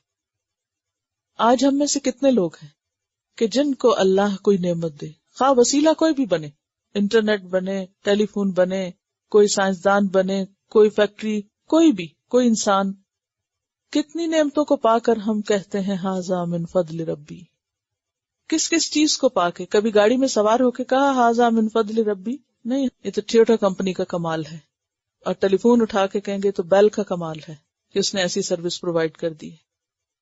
ہم ہر چیز میں صرف اسباب پہ اٹک جاتے ہیں، جبکہ وہ اسباب پیدا کرنے والا بھی دراصل اللہ ہے. یہ ہوتی ہے پیغمبرانہ شان کہ دنیا کے جدید ترین وسائل کا اختیار کرنا کچھ برا نہیں. آپ اعلیٰ سے اعلیٰ سپیڈ کا انٹرنیٹ لگا لیں، آپ بہترین قسم کی ٹیلی فون سروس لے لیں، آپ بہترین قسم کی سواری کا بندوبست کر لیں جو آپ کی استطاعت میں ہے، لیکن ساتھ کیا کہیں؟ ھذا من فضل ربی. برانڈ میں نہیں اٹکیں، ناموں میں نہیں اٹکیں، انسانوں میں نہیں اٹکیں. ٹھیک ہے انسان وسیلہ ہیں، وہ ذریعہ بنتے ہیں، یہاں بھی تو کوئی ذریعہ بنا ہے نا عرش لانے کا، تخت لانے کا، وہ اس میں نہیں اٹکے. کہا ھذا من فضل ربی. کوئی بھی پروڈکٹ جب آپ گھر لاتے اور جس سے آپ کا کام آسان ہوتا ہے، کوئی مشین آپ لے آئے، کوئی بھی کسی قسم کی، تو لگا کے چلا کے جب آپ اس سے فائدہ اٹھاتے ہیں تو پہلی بات کیا منہ پہ آنی چاہیے؟ ھذا من فضل ربی، میرے رب کی رحمت ہے مجھ پر کہ اس نے مجھے یہ سہولت اور یہ آسانی دی. ہم میں سے کتنے لوگ ہیں جنہوں نے ہوور خریدا ہو، یا پھر گرائنڈر خریدا ہو، یا واشنگ مشین، یا کوئی بھی چیز جب نئی گھر میں فکس کی ہو، لگائی ہو، یا پہلی دفعہ استعمال کی ہو تو کہا ہو ھذا من فضل ربی، یہ میرے رب کی رحمت ہے مجھ پر، یہ میرے رب نے مجھے دیا ہے. ھذا من فضل ربی لیبلونی، یہ جو نعمتیں مجھے دے رہا ہے یہ مجھے آزما رہا ہے. لیبلونی، تاکہ وہ آزمائے مجھے. ااشکر ام اکفر، کیا میں شکر کرتا ہوں یا میں ناشکری کرتا ہوں، کہ میں انہیں پا کر شکر گزار کتنا ہوں. یاد رکھیے کوئی بھی نعمت چھوٹی ہو یا بڑی، حتیٰ کہ ایک موبائل اٹھا کے آپ اگر کسی سے کنیکٹ کر کے بات ہی کر رہے ہیں، ایک میسج ہی ڈراپ کر رہے ہیں کسی کے پاس، تو اس کے جانے پر دل سے کیا پکار اٹھنی چاہیے؟ الحمدللہ. ہاں، اور سوچ کیا ہونی چاہیے کہ یہ ساری نعمتیں دے کر میرا رب مجھے آزما رہا ہے کہ اب میں ان کا استعمال کیا کرتا ہوں. ااشکر ام اکفر، کہ میں شکر کرتا ہوں یا ناشکری کرتا ہوں. لیکن ہم اکثر کیا کرتے ہیں، جب تک کوئی چیز ہمیں فائدہ پہنچاتی رہتی ہے ہم بھولے رہتے ہیں، اور جب وہ گڑبڑ کرتی ہے تو ہم کوسنا شروع کر دیتے ہیں، اٹھا کے پٹخانا شروع کر دیتے ہیں. کوئی فائدہ نہیں اس چیز کا، اس کو تو میں تبدیل ہی کر لوں گی، اور اس کو یعنی کبھی نہیں دیکھتے کہ اس نے خدمت ہماری کتنی کی، ہمیں فائدہ کتنا پہنچایا، اور کبھی نہیں سوچا کہ یہ نعمت ملی تھی تو شکر گزار ہونے کے لیے تھی. اس کا فیصلہ کیسے ہوگا؟ سلیمان علیہ السلام نے جب یہ کہا کہ یہ میرے رب کا فضل ہے کہ مجھے آزما رہا ہے میرا رب کہ میں کرتا کیا ہوں، اب شکر گزار ہوتا ہوں یا ناشکری کرتا ہوں، تو یہ کس معنی میں تھا؟ ناشکری کیا ہو سکتی تھی ان کی طرف سے؟ مثلا اسے اپنا کمال سمجھا جائے اور جس نے دیا ہے اس کو بھول جایا جائے، اور اس کو اترانے یا غرور اور تکبر کا ذریعہ بنا لیا جائے. بہت سے لوگوں کو جب کوئی نعمت ملتی ہے، مثلا مال ملا، مال اللہ کی دی ہوئی چیزوں میں سے ایک چیز ہے، کرتے کیا کرتے ہیں؟ جب کسی کو کوئی بھی مال کی قسم ملے، خواہ وہ کسی کیش کی شکل میں، کائنڈ کی شکل میں، اس کو اپنی بڑائی کے اظہار کا ذریعہ بنا لیتے ہیں. یہ ناشکری ہے، اور اس مال کی بنیاد پر دوسروں پہ روب جھاڑنے لگتے ہیں. اسی طرح علم کس لیے ہے؟ اس لیے تھوڑی ہے کہ آپ دوسروں پر تعلی اور تکبر اور اپنے آپ کو بڑا ثابت کر کے دھونس جمانا شروع کر دیں کہ ہمیں تو بہت کچھ آتا ہے اور دوسرے سب جاہل ہیں، اور ان کو لک ڈاؤن کرنا شروع کر دیں اور ان کے اوپر صرف ایک حقارت ہی کی نظر ڈالیں. یہ بھی ناشکری. شکر گزاری کیا ہے کہ جو اللہ نے نعمت دی اسے دوسروں کے ساتھ شیئر کریں، اسے دوسروں تک لے جائیں، اس نعمت کا صحیح استعمال کریں اور دینے والے کو نہ بھولیں. لیبلونی ااشکر ام اکفر، کہ وہ مجھے آزما رہا ہے آیا میں شکر گزار ہوتا ہوں یا میں ناشکری کرتا ہوں. ومن شکر، اور جس نے شکر کیا، فانما، تو بے شک، یشکر، وہ شکر گزاری کرتا ہے، لنفسہ، اپنے ہی ذات کے لیے، اپنے ہی فائدے کے لیے. ومن کفر، اور جس نے ناشکری کی، فان ربی، تو بے شک میرا رب، غنی کریم، بے نیاز ہے، عزت والا ہے. اللہ کو کوئی ضرورت نہیں کس بات کی؟ کہ لوگ اس کے شکر گزار ہوں، وہ اس سے بے نیاز ہے. مثلا اگر ہمیں اللہ نے زبان دی اور ہم اللہ کا ذکر نہیں کرتے تو کیا اللہ کے خزانوں میں کوئی کمی آ جاتی؟ ہم اللہ کی حمد و ثنا نہیں کرتے تو اللہ تعالیٰ کو کیا نقصان ہوتا ہے اس سے؟ بولیے، کچھ بھی نقصان نہیں. اگر ہم اپنے مال کو اللہ کے راستے میں خرچ نہیں کرتے تو اللہ تعالیٰ کا کیا جاتا ہے؟ کچھ بھی نہیں، اس کو تو ضرورت نہیں ہے ہمارے مال کی. تو اللہ بے نیاز ہے، اللہ کو پرواہ بھی نہیں، اللہ کا کوئی نقصان نہیں. ہاں، کس کا نقصان ہے؟ خود اس شخص کا جو نعمتوں کا غلط استعمال کرے. اب تخت آ گیا. قالا، کہا، نکروا لہا عرشہا، نکروا، نکرا سے، منکر سے، انجان کر دو. منکر وہ چیز ہو جس کا انکار کیا جائے، پہچانا نہ جائے، بے پہچان کر دو، اجنبی کر دو، بدل دو، حالت بدل دو. لہا، اس کے لیے، عرشہا، اس کے تخت کی. ملکہ کے تخت میں کچھ تبدیلی کر دو، یعنی اس کا رنگ وغیرہ بدل کے یا اس کے اندر کسی بھی قسم کی تبدیلی کر کے، یعنی اس کی ذرا حالت بدل دو. نکروا لہا عرشہا، یعنی وہ پہچان نہ سکے. منکر کس کو کہتے ہیں؟ انجان چیز کو، اور معرفہ پہچانی ہوئی چیز کو. ننظر، ہم دیکھتے ہیں، اتہتدی، کیا وہ راہ پاتی، یعنی سمجھ جاتی ہے، ام تکونو، یا ہوتی ہے، من الذین لا یہتدون، ان لوگوں میں سے جو ہدایت نہیں پاتے، یعنی بات نہیں سمجھتے. اب دیکھتے ہیں کہ یہ کرتی کیا ہے. اب یہاں سلیمان علیہ السلام ملکہ کی عقل کا ٹیسٹ لے رہے ہیں، عقل کا امتحان لے رہے ہیں. اس معجزے کو دیکھ کر اور اس تبدیلی کو دیکھ کر ملکہ کیا کرتی. اب دیکھیں کہ بعض اوقات بچوں کو بھی آپ مختلف طرح کی تصویریں دکھا کے پوچھتے ہیں اچھا دیکھو اس میں کیا نظر آ رہا ہے، اس میں کیا نظر آ رہا ہے. تو جو انٹیلیجنٹ بچے ہوتے ہیں فوراً بتا دیتے ہیں کہ یہ تصویر اس تصویر سے یہاں یہاں یہاں سے مختلف ہے. اور جن کو آبزرویشن کی، مشاہدے کی، غور و فکر کی عادت نہیں ہوتی، وہ ہر چیز کو کیسے دیکھتے ہیں؟ جیسے گویا دیکھی نہ ہو، بس سرسری سطحی اوپر اوپر سے دیکھ کے بس آگے چلے. تو جو عقل مند لوگ ہوتے ہیں وہ ان کا دیکھنا کیسا دیکھنا ہوتا ہے؟ عبرت کی نگاہ سے دیکھنا ہوتا ہے. وہ ہر چیز سے سبق پکڑتے ہیں، وہ ہر چیز کو پوری طرح دیکھتے ہیں. یعنی جو بھی قابل ہو دیکھنے کی، ہر چیز سے مراد یہ نہیں کہ ہر ایک چیز دیکھنا شروع کر دے انسان، مراد اس سے جو ان سے متعلق چیز ہو، ضروری چیز ہو. فلما جاءت، پھر جب وہ آ گئی، پہنچ گئی. قیلا، کہا گیا، اہاکذا عرشکی، کیا ایسا ہی تھا تیرا تخت؟ یعنی ملکہ پہنچی، تخت پہلے سے پہنچا ہوا تھا اور کئی دن پہلے پہنچ گیا ہوگا، اس دوران وہ ساری تبدیلی کر دی گئی اس میں. جب وہ پہنچی تو اس نے دیکھا کہ تخت ہے اور اس سے کہا گیا کہ تمہارا تخت بھی ایسا ہی تھا کچھ.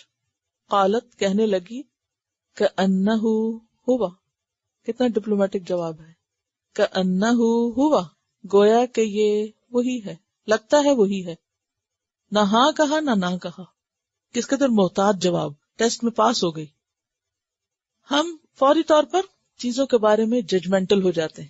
ہاں یہ چیز تو ایسے ہی ہے، یعنی کہیں اگر تھوڑا سا شک بھی ہو تو اس کو ایک طرف رکھ کے جو ہمارے ذہن میں ہو، دل میں ہو، وہ اس کو ویسے ہی بنا دیتے ہیں. یعنی جس چیز کو جیسا ہم دیکھتے ہیں ویسے ہی بنا دیتے ہیں.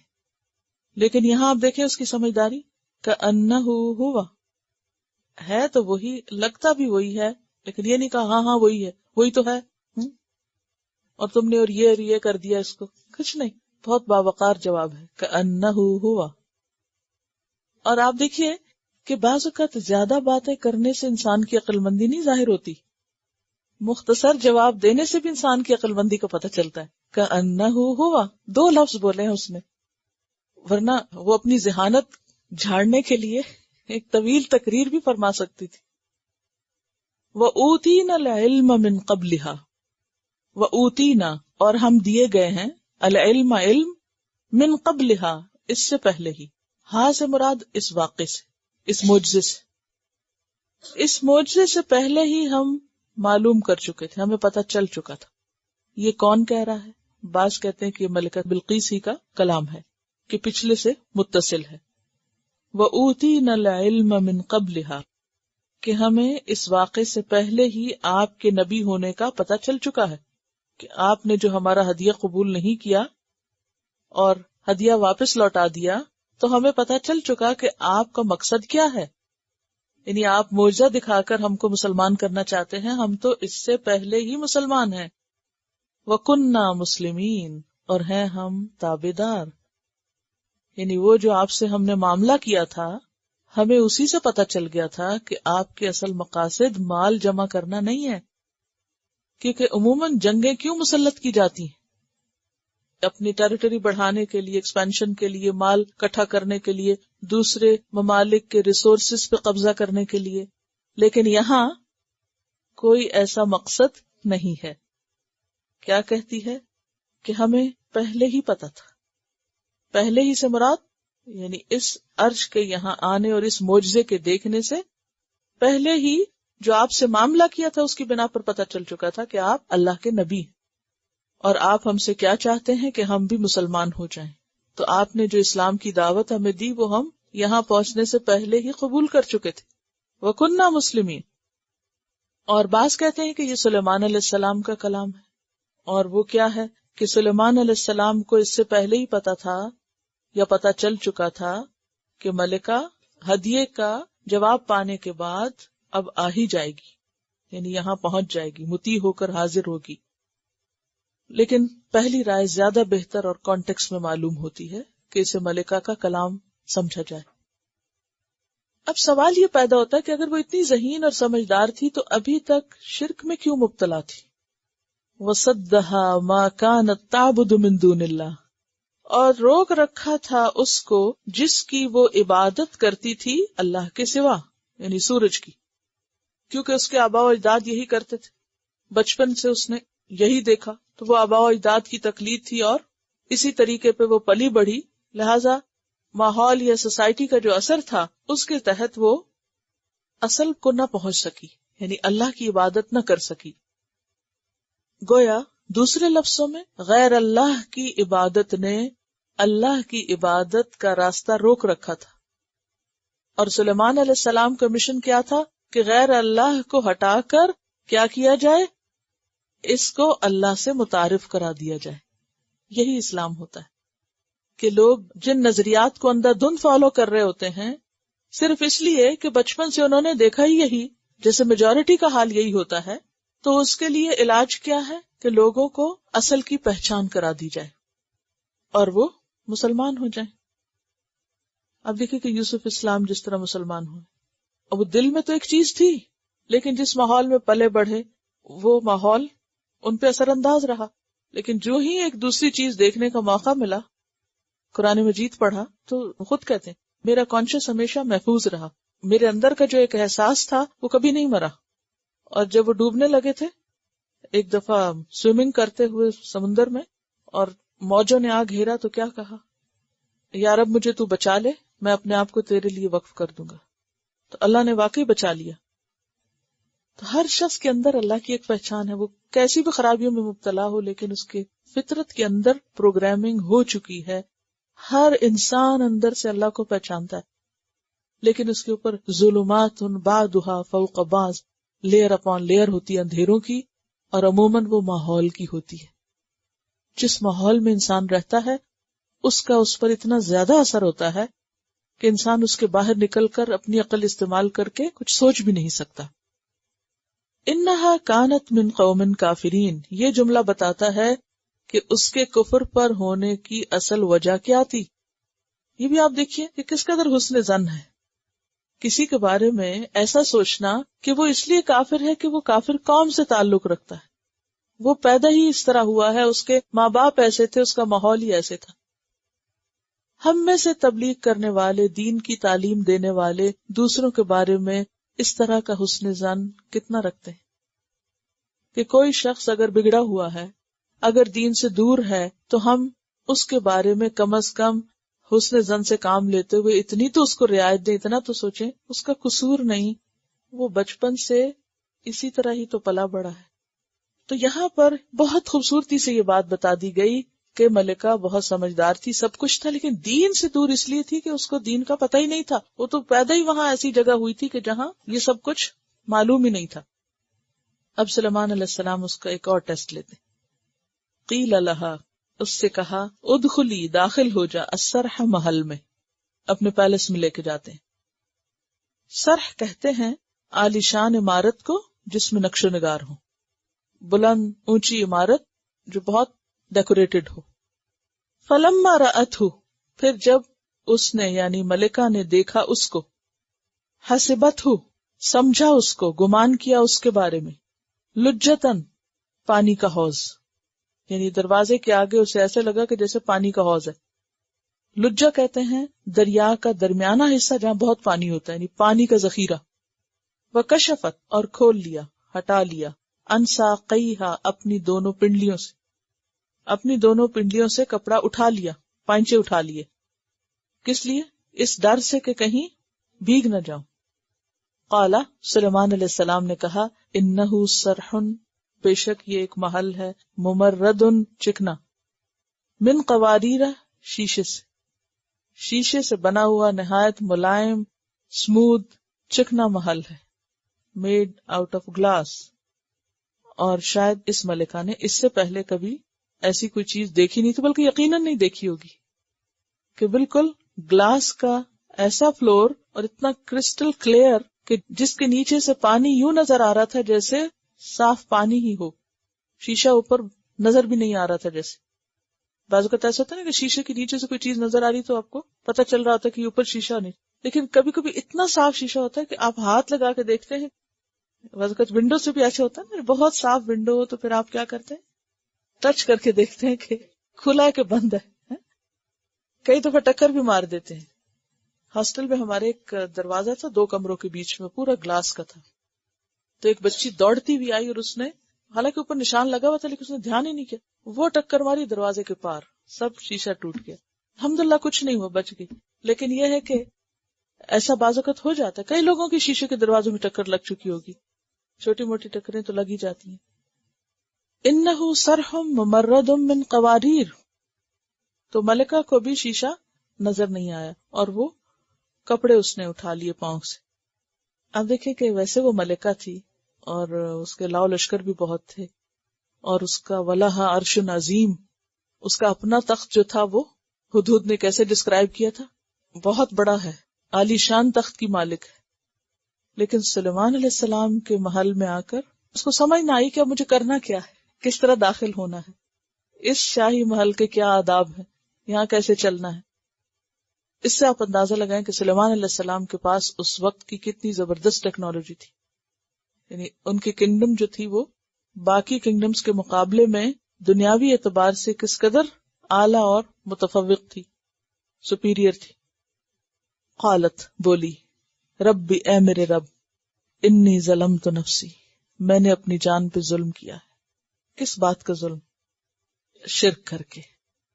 واسلمت مع سلیمان، اور میں اسلام لے آتی ہوں سلیمان کے ساتھ، سلیمان پر، اللہ کا رسول مانتی ہوں ان کو. للہ رب العالمین، اللہ رب العالمین کے لیے، اللہ رب العالمین کی خاطر سلیمان پر ایمان رکھتی ہوں اور میں مسلمان ہوں. یعنی باقاعدہ اس نے، ایک ہوتا ہے نا کہ ان آفیشیل مسلمان ہونا، اور ایک ہے باقاعدہ فارمل ڈکلیریشن. تو یہ فارملی ڈکلیئر کر رہی ہے کہ ہم اللہ کو بھی مانتے ہیں اور رسول کو بھی مانتے ہیں اور باقاعدہ مسلمان ہیں. تو یہ تھی سلیمان علیہ السلام کی دعوت کا طریقہ، یعنی اسلام کی طرف.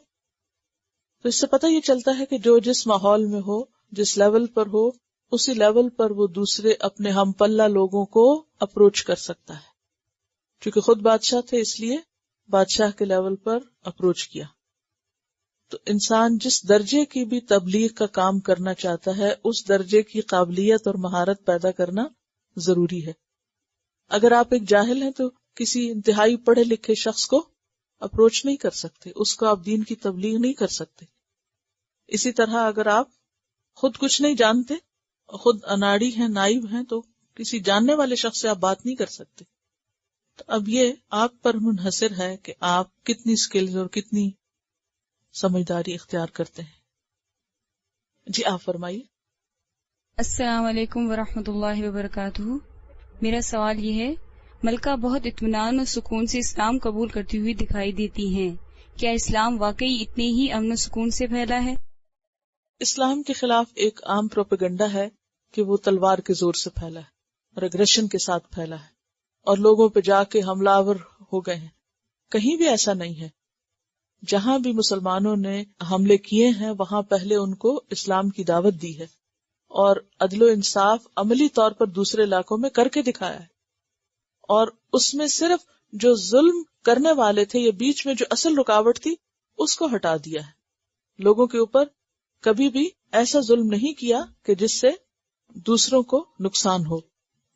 اب دیکھیے کہ انہوں نے جتنی بھی طریقے اختیار کیے ان سب کا اینڈ ریزلٹ کیا تھا کہ ملکہ بولی اسلمت مع سلیمان، ان کی سپورٹر بن گئی. اگر وہ ایسے بادشاہ ہوتے یا ظالم ہوتے یا کچھ بھی تو وہ ان کی مددگار نہیں ہوتی. یعنی وہ جو کچھ بھی انہوں نے کیا، جیسا بھی میسج بھیجا، جیسا بھی طریقہ اختیار کیا، اس کے نتیجے میں وہ ان کے ساتھ دین میں شامل ہو گئی. یہی اصل مقصد ہوتا ہے. یعنی کوئی بھی انسان ایسا کام نہ کرے کہ جس سے لوگ دین سے بھاگے، اس کے برعکس دین کی طرف آنے والے بنے. جی کوشچن. آیت نمبر 30 میں جو بسم اللہ الرحمن الرحیم ہے، تو کیا یہ اس لیے ہے کہ سورہ توبہ کے شروع میں نہیں آیا تو یہاں آ گئی ہے؟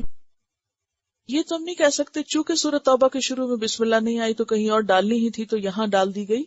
یہ تو جو خط کا کانٹینٹ ہے وہ دکھایا گیا ایک طرح سے تاکہ ہم سب کے لیے بھی سیکھنے کی ایک چیز ہو. اور اس سے دوسرا پرپز یعنی سیکنڈری پرپز یہ بھی پورا ہو گیا کہ قرآن پاک میں جتنی صورتیں تھیں اتنی ہی بسم اللہ بھی ہوگی نمبر وائز. لیکن زیادہ اہم مقصد سلیمان علیہ السلام کا خط کا جو کانٹینٹ ہے اس سے سبق سکھانا ہے.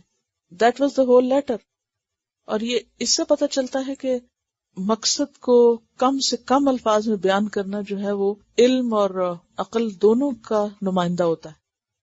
نبی صلی اللہ علیہ وسلم کے خطوط جو ہیں پہلے میں سوچی تھی کہ ایک آدھ لے آؤں تو آپ کو دکھاؤں. اس میں بھی آپ دیکھیں اتنے کم الفاظ ہیں. آپ فرماتے ہیں اسلم تسلم، 2 لفظ. ایک یعنی جو ہرقل کو خط لکھا اس میں آیت لکھی اہل کتاب کے بارے میں، لیکن جو خط کا کانٹینٹ ہے وہ کیا ہے؟ اسلم تسلم. کیا مطلب ہے اس کا؟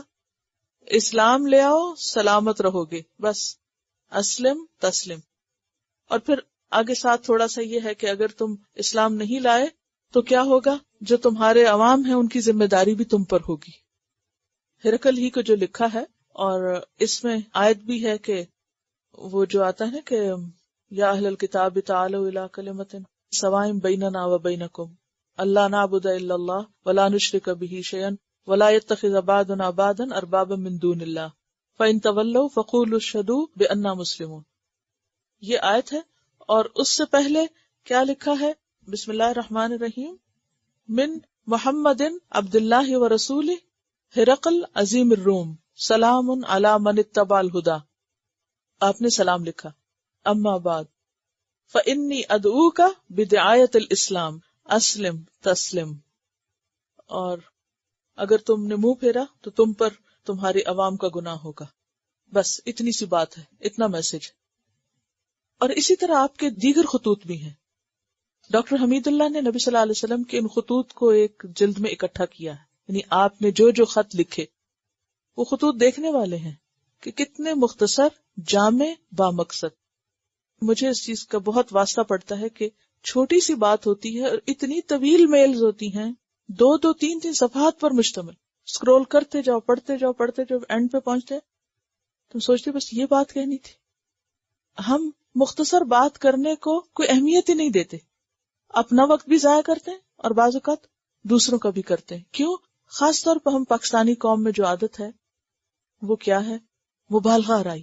یعنی سیدھی بات نہ کرنا، ادھر سے گھما پھرا کے لمبی چوڑی کر کے، اور بعض کو یہ سمجھ نہیں آتی کہ بات تھی کیا. یعنی اصل بات پھر بھی نہیں پلے پڑتی. اور اس میں سمجھتی ہوں کہ بچپن سے ہمیں اپنے بچوں کی بھی تربیت کرنی چاہیے اور ان کو روکنا چاہیے طویل بات سے، کیونکہ دوسرے کے لیے اذیت کا سبب بھی ہوتی ہے بعض اوقات. ہمارے والد جو تھے 2 چیزوں پہ بہت سخت نوٹس لیتے تھے. ایک، مبہم انداز میں بولنے پر. مبہم سے مراد یہ ہے کہ منہ میں بولنا، غیر واضح بات کرنا. میں کلاس 5 میں تھی اور مجھے ابھی تک وہ ڈانٹ کبھی نہیں بھولتی کہ میں نے اسی طرح کر کے منہ میں کچھ بولا. بہت سختی سے نوٹس انہوں نے لیا کہ آج کے بعد اس طرح کی بات نہیں ہوگی، جو بولنا صحیح بولو. اور اگر ہم نہیں واضح بولتے تھے تو وہ صاف انکار کر دیتے، میں نہیں سمجھا. ہم کہتے تھے کوئی بات اور اگر منہ کھول کے نہیں بولا تو کہتے تھے میں نہیں سمجھا. اب اگر آپ کو واقعی کچھ کہنا ہے تو پھر سمجھا کے بولیں، ورنہ نہیں. تو اس سے کیا ہے کہ ہم بار بار کے اس بات سے کہ واضح بولو، اور اسی طرح طویل بات نہیں کرنے دیتے تھے، کٹ کر دیتے تھے. بس اس سے زیادہ دوسرے کے لیے اذیت ہوتی ہے، دوسرے کو بھی بولنے کا موقع دو. تو اس سے یہ ہے کہ نہ تو ضرورت سے کم بولنا چاہیے اور نہ ہی زیادہ بولنا چاہیے. مختصر کلام زیادہ مؤثر ہوتا ہے، چاہے تحریر میں ہو چاہے بولنے میں. اوکے، تلاوت سن لیتے.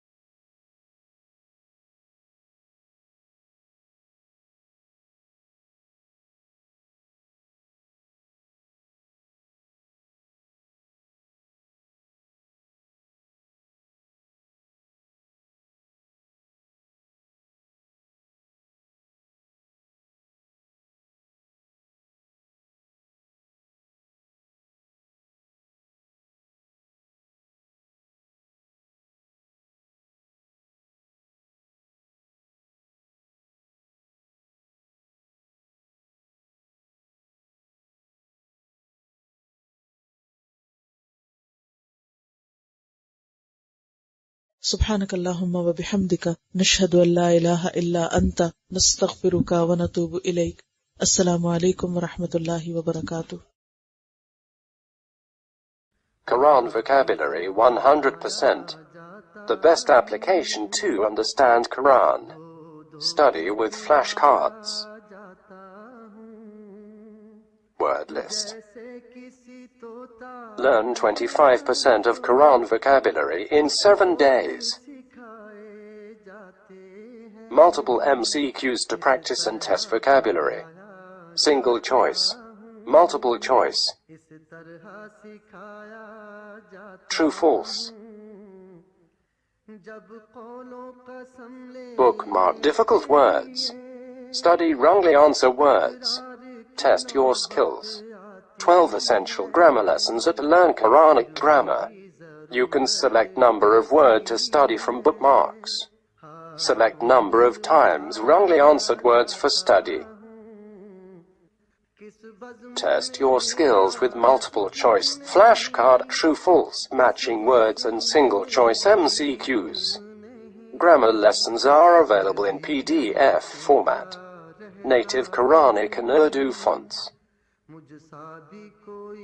Available at Google Play and Apple App Stores. Download it today to contribute in the Islamic Apps Development Project. Quran vocabulary 100% in Urdu. Visit smartappsweb.com.